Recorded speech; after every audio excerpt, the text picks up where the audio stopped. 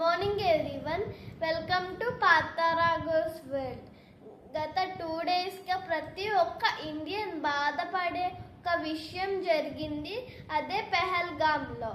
అదేంటంటే terrorist అటాక్లో 26 members చనిపోయారు, 20 members ఇంజూరీస్తో బాధపడుతున్నారు. దీనికి మన ఇండియన్ గవర్నమెంట్ కొన్ని డెసిషన్స్ తీసుకుంది. మేజర్ డెసిషన్ ఏంటంటే Indus water treaty suspension.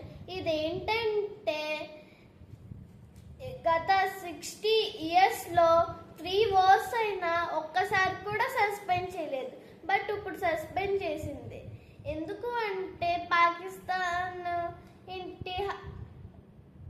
పహల్గామ్లో terrorist attack వల్ల. ఈ రివర్ ఎలా ఫ్లో అవుతుందంటే ఇండియాలో కొంచెము, పాకిస్తాన్లో ఎక్కువ.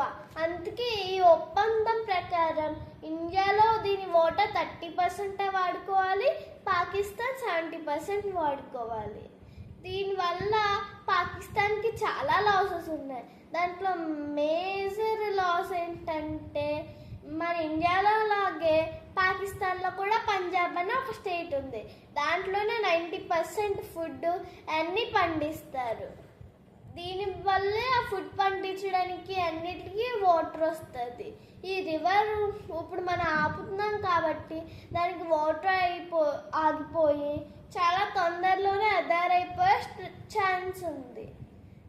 నాకు ఈ డిసిషన్ అయితే ఒక ఇండియన్గా నాకు చాలా ప్రౌడ్గా ఫీల్ అవుతున్నాను నేను.